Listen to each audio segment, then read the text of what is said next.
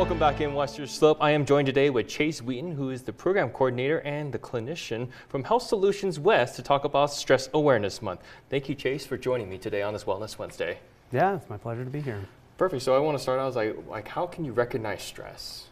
Oh man, recognizing stress, I think it's important to start off with what is stress, right? Oftentimes we give it a bad moniker, but reality is stress is a normal part of everyday life. We're going to see it in the small things that happen, and we're also going to see it come from big things that happen in our lives. It doesn't always come from negative experiences, it comes from positive experiences. And stress is the body's reaction to the challenges and demands of everyday life. Gotcha. And why is it important to recognize stress in this month? It's incredibly important to recognize, coming back to my previous statement about the idea that it's a normal part of everyday life. We're going to deal with stress every single day, but how we manage that stress is incredibly important, because unmanaged stress leads to anxiety, it leads to depression, it leads to anger issues, it can lead to substance abuse, right, as a means of coping, right, in ways that feel that they numb it out or allow us to avoid it. So being able to recognize the signs of stress, especially when they're starting to escalate for you, is so important, because it allows you to get in front of it and to be able to implement strategies that are more adaptive, we'd say.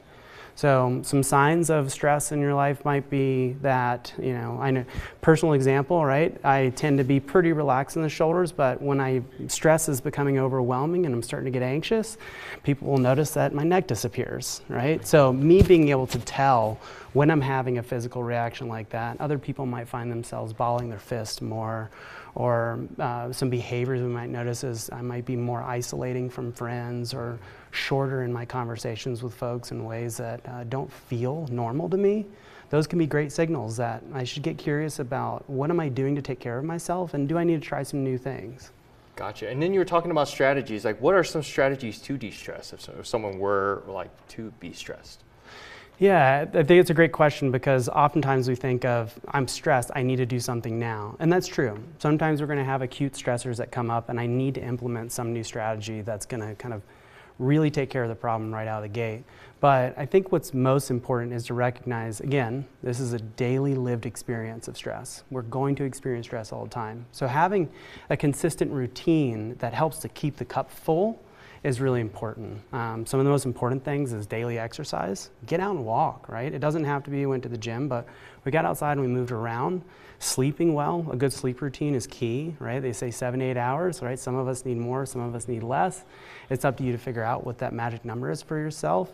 Social interaction's a huge one. We've got to make sure we're getting enough social interaction, and positive, meaningful social interaction at that.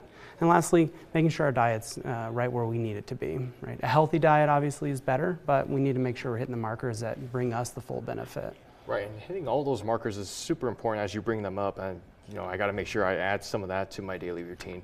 But if someone were to be overwhelmed, is there like a number they can call, or is like a good place they can go just to like make sure they can de-stress? Yeah, so again, kind of going back, starting off with when we notice that we're starting to become overwhelmed, it's important to take a peek at our routine, revisit it, but also maybe lean into something we feel like we're missing more of, right? So maybe I'm missing social interaction, I'm gonna lean into that a little harder.